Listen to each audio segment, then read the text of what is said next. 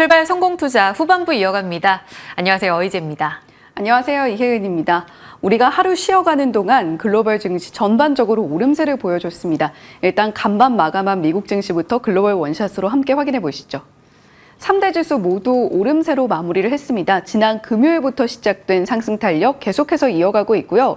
3거래의 연속 상승입니다. 금리 인하의 기대감이 다시 살아나고 있기 때문인데요. 금요일에 미국 고용 보고서가 발표가 됐습니다. 골디락스를 향하는 4월 비농업 고용 지표가 예상을 하회하는 수준으로 나타나면서 이렇게 다시금 인하 기대감이 살아나게 된 거고요. 연준 인사들의 발언도 FOMC 이후에 약간씩 기조가 바뀌고 있는 것이 확인이 되고 있습니다. 일단 이번에 고용 지표를 꽤나 괜찮게 받아들었기 때문에 앞으로 이 추세가 이어지는가가 핵심일 텐데 이번에 받아든 고용 보고서 내용은 잠시 후에 조금 더 자세하게 짚어보도록 하겠고요. 다만 중동 지역을 중심으로 다시금 위기감이 고조되고 있는 것이 좀 걱정입니다. 오늘 유가는 78.48달러 선에서 0.5% 강보합권 상승으로 마무리하는 모습을 보여줬는데요. 이스라엘이 하마스와의 휴전안을 거부했다라는 소식이 들려온 것이 장 막판에 유가의 흐름을 상승으로 이끄는 것도 확인이 됐습니다. 일단은 이 지역을 중심으로 둘러싼 갈등이 고조되진 않는지 계속해서 뉴스 체크해 보셔야 되겠고요.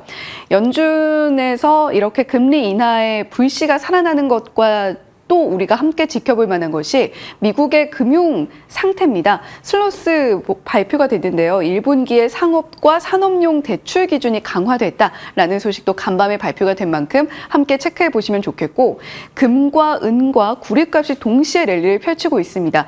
특히 은값이 3% 넘게 오름세를 보여주고 있고 구리값도 계속해서 오름세 나타내고 있는 만큼 전력 설비, 인프라 쪽에는 어떤 영향 미칠지 계속해서 지켜보시면 좋겠고요. 비트코인은 63,000달러 선에서 현재 거래되는 모습 확인되고 있습니다.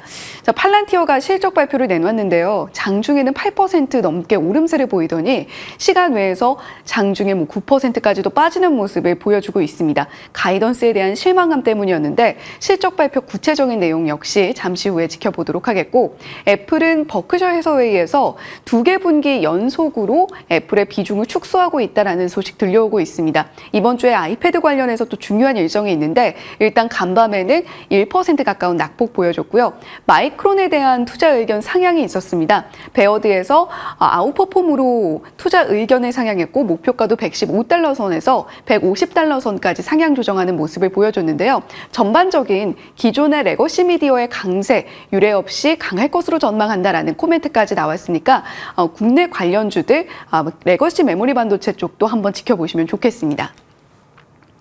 이번 주에는 주요 매크로 지표는 다소간 쉬어가는 한 주다라고 보셔도 좋겠습니다. 지난주에 FOMC라는 큰 이벤트도 넘었고요. 그리고 고용 보고서도 잘 넘어가준 만큼 이번 매크로 데이터가 큰 이슈가 없는 만큼 시장이 상승 탄력을 조금 더 받아줄 수 있지 않을까 기대를 해볼 수 있겠는데요. 지난 한 주간의 모습을 좀 정리를 해봤습니다. 월요일을 제외하고 지난주 월요일부터 금요일 미국 시장의 흐름인데요. 나스닥 지수가 1.08%로 가장 큰 오름폭을 보여줬습니다. 실적이 좋게 나오고 있는 흐름이 이렇게 시장을 견조하게 이끌어주고 있는데 계속해서 이 실적 장세의 흐름이 이어질 수 있을지 지켜보시면 좋겠습니다. 배드뉴스 이즈 굿뉴스 그리고 배드뉴스 이즈 골디락스 장세로 이어지고 있습니다. 첫 번째 G 골디락스 한번 살펴보면요. 지난 금요일 발표도 했던 비농업 일자리가 예상치가 24만 건이었는데 발표치가 17만 5천 건가량으로 발표가 됐습니다. 그동안 연준이 계속해서 금리 인하를 빠르게 할 수 없는 이유로 고용시장이 너무 뜨겁다. 서비스업이 너무 뜨겁게 흘러가고 있다라고 강조를 했는데 서비스업 지표도 상당히 시장의 예상보다 낮게 나오면서 1년 4개월 만에 50포인트보다 아래 위축 국면으로 발표가 됐습니다. 그와 함께 이렇게 고용시장까지 식어가는 모습을 보여줬다는 것이 시장에서 상당히 긍정적으로 받아들이고 있고요. 경착륙 가능성에 대한 이야기도 여전히 있기는 합니다만 그럼에도 불구하고 시장이 안정적으로 연착륙을 하면서 골디락스로 이어질 것이다라는 기대감이 금리 인하에 대한 기대감 그리고 경기 침체에 대한 우려감은 줄여주는 모습을 보여줬습니다. 자, 그렇다면 두 번째 G, 배드뉴스 이즈 굿뉴스 장세도 펼쳐지고 있습니다. 연준 인사들의 살짝 달라진 기조를 좀 발언에서 엿볼 수가 있는데요. 오스탄 굴수비 총재 4월 고용보고서 굉장히 견조했고 이런 고용보고서를 조금 더 받아들이고 싶다라는 이야기를 했습니다. 이에 따라서 이러한 데이터가 추가 확인이 된다라고 한다면 지금 현재 고용시장이 과열이 아니라는 것을 그리고 미국 경기 상태가 과열이 아니라는 것을 확신할 수 있을 것 같다라는 발언을 내놨는데요. 경기가 너무 과열되지 않는다라고 한다면 정책적으로 금리 인하가 조금 더 빨라질 수 있다라는 시그널이기 때문에 시장이 긍정적으로 받아들이게 됐습니다. 존 윌리엄스 총재는 매년 투표권을 갖는 뉴욕 연은의 총재죠. 현재 통화 정책이 매우 좋은 위치, 그러니까 제대로 작동하고 있다라는 이야기를 내놨고 기준금리는 결국에 올해 안에 인하를 할 것으로 전망한다라는 입장으로 다시 돌아왔습니다. 나아가서 매파 위원으로 분류가 되고 있는 토마스 바킨 총재도 현재 정책이 충분히 제약적이다라는 발언을 통해서 지금 기준금리가 상당히 고점에 위치해 있고 인하를 향해서 나아갈 수 있다라는 부분을 시사를 하는 모습을 보여줬는데요. 이에 따라서 이러한 연준 인사들의 발언 기조, 고용 보고서라는 데이터가 함께 버무려져서 시장의 랠리를 다시 이끌고 있습니다. 다만 신중론도 있다라고 말씀을 드렸죠. JP 모간의 전략 콜라노비치 전략가는 높은 금리로 기업 실적이 둔화될 것이다. 지금 현재 나와 있는 전망치 자체가 너무 높게 책정이 되어 있는 것 같다. 주의할 필요가 있다라는 코멘트 내놨고요. 모건 스탠리 역시도 지금 경착륙에 대한 이야기를 사실 많이 안 하고 있는데 경착륙도 충분히 대비를 해야 되고 필수 소비재라던가 이러한 방어적 섹터에 우리가 주목을 할 필요가 있다라는 코멘트도 내놨으니까 참고해 보시면 좋겠습니다. 팔란티어가 실적을 내놨습니다. AI 수혜주의 또 대표적인 종목 중에 하나였죠. 매출이 전년 동기 대비 21%나 늘었고요. 그리고 영업이익의 경우에는 81%나 늘어나는 모습을 보여줬습니다. 아무래도 계속해서 실적 성장을 이뤄왔고 주주서원에서 이런 이야기를 했거든요. 10년 전에 1년 동안 벌던 금액을 이번 1분기 동안 3개월 안에 모두 벌었다라는 이야기를 내놓을 만큼 급격한 성장세를 보여주고 있는 팔란티어입니다. 이에 따라서 사실 실적이 좀 좋게 나올 것으로 그리고 가이던스도 좋게 나올 것으로 전망이 됐기 때문일까요? 장중에는 8% 넘게 올랐는데 시간 외에서 급락을 면치 못했습니다. 바로 여기 가이던스를 보시면 그 이유를 파악할 수가 있습니다. 2분기 매출 전망이 시장 컨센서스가 6억 5,300만 달러 선이었는데요. 발표치를 보시면 가이던스 하한선이 그에 미치지 못하는 모습 보실 수가 있고요. 연간 매출 전망도 역시 마찬가지입니다. 물론 그럼에도 불구하고 여전히 강력한 AI 수요에 대한 언급도 있었습니다만 일단은 그 수익성을 확인하고 있는 실적 상세이기 때문에 AI에 대한 기대감만으로는 이제 앞으로 더 추가적인 주가 상승을 아주 무섭게 올릴 수는 없을 것이다라는 전망이 함께 나타나고 있는 겁니다. 자, AI 관련해서 조금 더 우리가 업데이트를 해볼 만한 내용은 주말 사이에 나왔던 버크셔 해서웨이의 실적 발표에서 언급된 내용입니다. 워런 버핏 회장이 AI는 20세기의 핵무기다라고 이야기를 하면서 AI의 성장세가 굉장히 무섭고 어디까지 갈지 모르겠다라는 경고성 발언을 내놨습니다. 그에 따라서 상당한 규제와 우리가 통제할 수 있는 힘이 필요할 것이다라는 이야기도 내놨는데요. 애플의 비중을 줄였다는 것도 이번 버크셔 해서웨이의 실적 발표의 주요한 내용이기도 했죠. 이 두 개 분기 연속 매도세를 보여주고 있다라는 말씀 앞서서 전해드렸습니다. 세금 문제를 언급하기는 했습니다만 애플이 앞으로의 성장성에 있어서 좀 물음표를 던지고 있다라는 것으로 시장이 좀 받아들이고 있는 것 같아요. 이에 따라서 주가도 하락으로 간밤에 마감하는 모습을 보여줬고요. 다만 우리가 좀 기대할 만한 포인트들이 이번 주에 아이패드 일정이 있고 폴더블 폰 관련해서 특허청에서 폴더블 폰 힌지 관련해서 애플의 두 번째 특허를 공식적으로 발표했다는 소식도 들려왔으니까요. 이 부분도 체크해 보시면 좋겠습니다.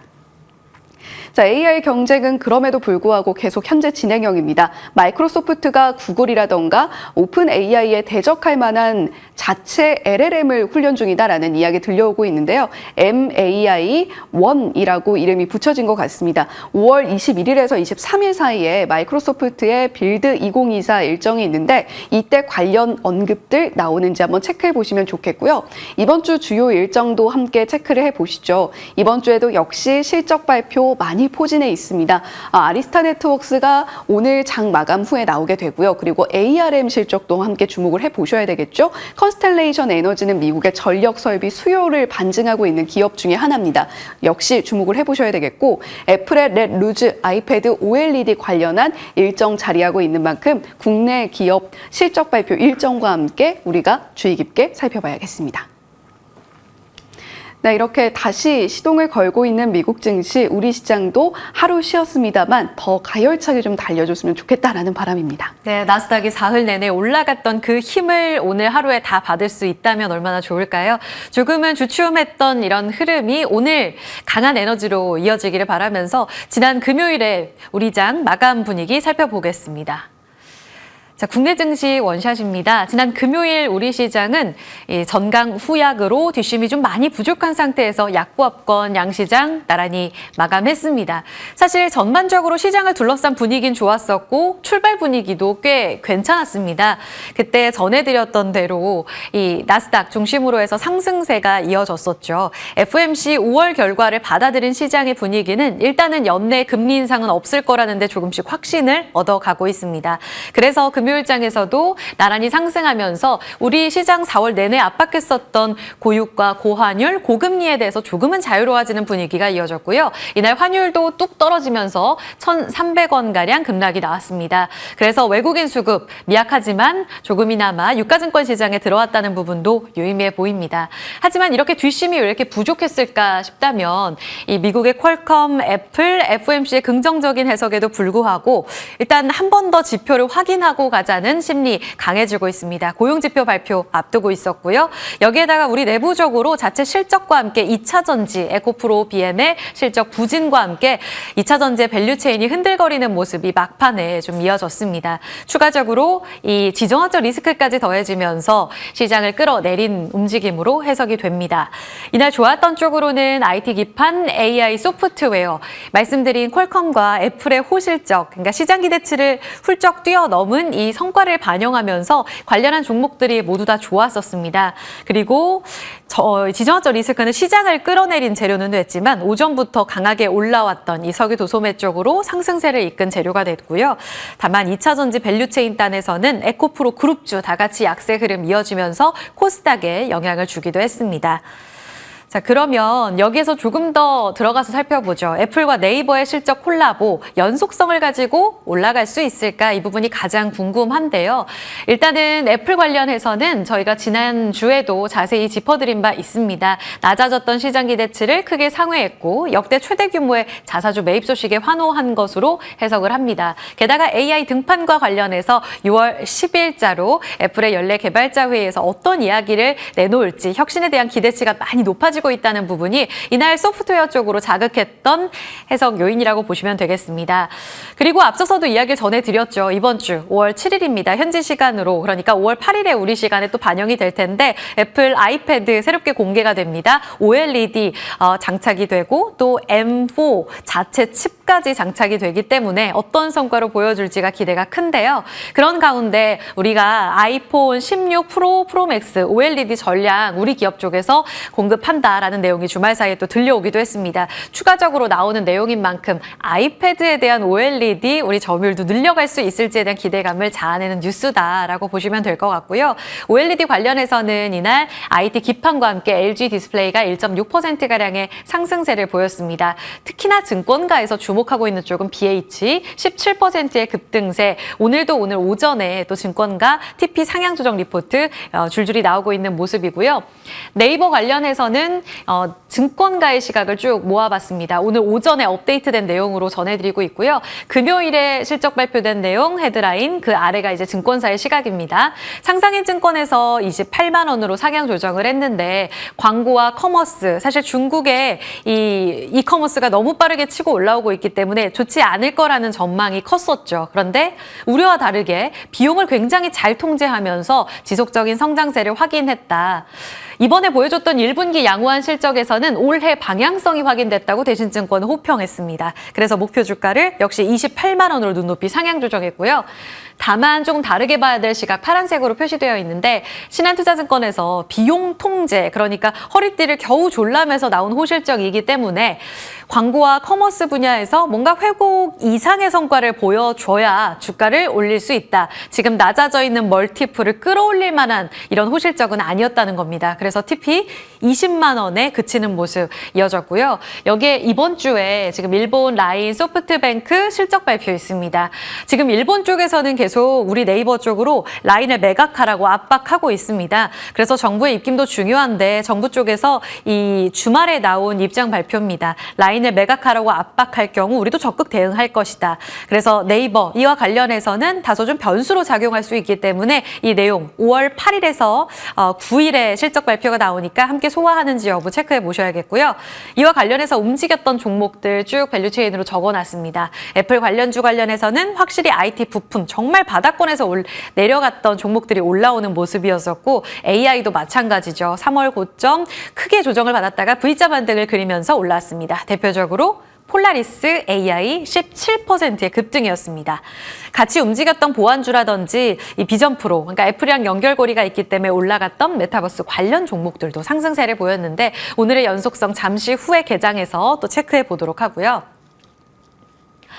그런 가운데 2차 전지, 그러니까 시장에서 실적에 굉장히 또 호재성 재료로 작용하는 AI나 IT 기판 이쪽과 다르게 2차 전지 밸류체인이 많이 흔들렸는데 여기에도 역시 실적이 있었습니다. 에코프로 BM 자세히 보시면 영업이익 67억 원으로 발표가 됐고요. 여기는 이익 흑자이긴 한데 에코프로와 머티는 나란히 세 자릿수의 적자 규모를 기록했습니다. 전년 대비, 전 분기 대비 다 적자 전환되면서 분위기는 상당히 싸늘합니다. 에코프로 BM은 그나마 플러스이지만 적어둔 대로 재고자산 평가 환입금이 크게 들어오면서 그나마 수익을 유지할 수 있었고요. 증권가에서는 그 다음 분기인 2분기에 70억 원 정도 적자 날 것으로 보고 있습니다. 결국은 이 재고자산 평가 환입금이 없었다면 계속해서 적자 유지구나라는 측면에서 여전히 전방 수요가 좋지 못하다는 것을 해석해 볼 수 있습니다. 실제로 컨퍼런스 콜에서도 1분기 전방 수요가 살아나지 못해서 우리가 알고 있는 그 캐즘의 한파에 막혔다라고 보시면 될 것 같고요. 이게 다음 분기 좋아지냐라는 질문이 가장 많았는데 2분기에도 수익성 개선은 좀 제한적일 거다라고 봤습니다. 하반기나 되어서야 조금씩 살아날 것 같다. 이렇게 이야기를 했고요. 그런 가운데 올 한 해 캐펙스, 그러니까 설비 투자 관련된 계획은 그대로 가져가나라는 질문도 중요했었는데 1조 5천억 원 그대로 그 규모 유지합니다. 헝가리 양극재 공장 세우는 데는 차질 없이 진행하겠다는 게 컨퍼런스 콜 내용이었습니다. 캐펙스 투자는 그대로 유지, 그러면 하반기에는 조금씩 살아나는 기조를 그냥 어느 정도는 그려볼 수가 있겠죠. 그래서 하나증권에서는 하반기의 실적 회복을 앞두고 단기적으로 트레이딩 접근은 유효하다고 봤습니다. 그러니까 장기적으로 봤을 때 매력적으로 지금 저가 매수에 나서라는 이야기는 아닙니다. 현재 시총이 한 22조인데 지금 적정 평가가 33조 정도라고 하거든요. 업사이드는 있긴 합니다. 다만 한 더 빠져서 시총 한 20조 원 정도 됐을 때 20조 원에서 30조 원 그 사이의 트레이딩으로만 접근이 유효하다라는 내용을 전해드리고 있습니다. 아직까지는 2차 전지에 대해서 증권가에서 저점 매수에 대한 시그널을 확실히 보여주지는 못한다는 걸 알고 계셔야 될 것 같고요. 주말 사이에 나왔던 내용 정리해드리면서 하반기에 좀 보릿고개를 넘어가는 그 과정에서 투심을 자극시킬 뉴스일까 봐야 되겠습니다. 미국 재무부 에너지부에서 IRA 보조금과 외국 우려 집단, 그 기업에 대한 최종 가이던스를 발표했습니다. 외국 우려 집단에서 조달한 핵심 광물은 보조금에 못 받죠. 이 흑연이 원래 들어가 있었습니다. 그랬는데 여기서 우리 쪽에서도 그렇고 다른 기업들도 워낙 중국산 흑연 비중이 높다 보니까 이거 좀 배제해달라, 좀 시간을 벌 필요가 있다라는 이야기를 계속 지속적으로 좀 지적해왔습니다. 이 부분이 최종적으로 받아들여졌습니다. 그래서 중국 기업 흑연을 쓰더라도 지금 그런 전기차에도 당장 2027년까지는 보조금 7,500달러 지급하겠다고 이야기를 했습니다. 인조 흑연, 천연 흑연 다 포함됐다라는 측면에서 오늘 살펴보셔야겠고요. 조금은 2차 전지에 숨통을 트일 수 있는 재료일지 잠시 후에 여쭤보도록 하겠습니다. 그리고 실리콘 음극재 쪽으로는 다소 좀 자극을 받을 수 있지는 않은 그런 뉴스이기 때문에 대주전자의 재료의 표정도 궁금해집니다. 잠시 후 개장해서 살펴드릴 거고요. 더불어 이 셀사의 분위기는 여전히 안 좋아서 LG 에너지솔루션 1분기 실적 안 좋았고 AMPC 보조금 받은 거 6,700억 원 넘어가는데 이거 전량 다 현금화하겠다고 밝혔습니다. 세제로 지원받던가 현금하던가 아니면 양도하던가 해야 되는데 지금 당장 재원이 좀 부족하다라는 것으로 해석해 볼 수 있겠고 SK온도 3,300억 원의 적자에 시달리고 있는데 AMPC 이 보조금 유동화 검토하고 있다고 합니다.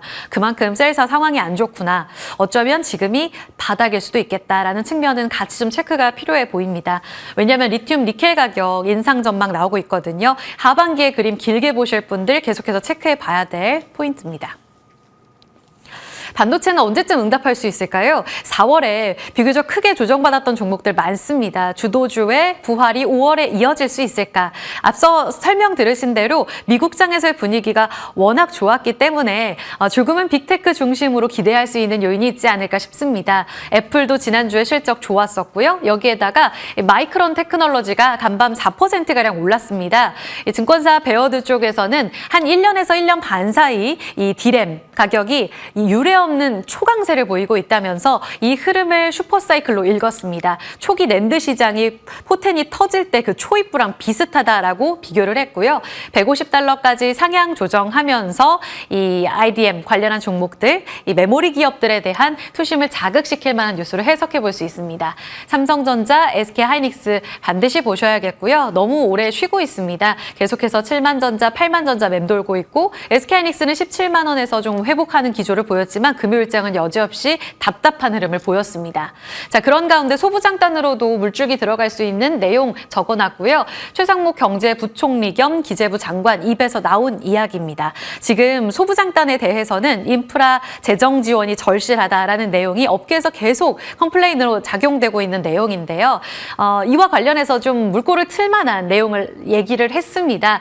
반도체 사실 보조금보다 세제랑 금융 지원이 더 중요하다. 그래서 우리는 선별 지원할 생각이다라고 이야기를 했습니다. 그렇다면 선별 지원에 대해서 기금 투입과 같은 재정 지원이 있을까? 여기에 대해서는 긍정적으로 이야기가 나왔고 특히 대기업 말고 조금 민간에서 할 수 없는 소부장단으로는 우리가 기금 형태의 재정 지원 고려하고 있다. 오늘 움직임 지켜보셔야겠습니다.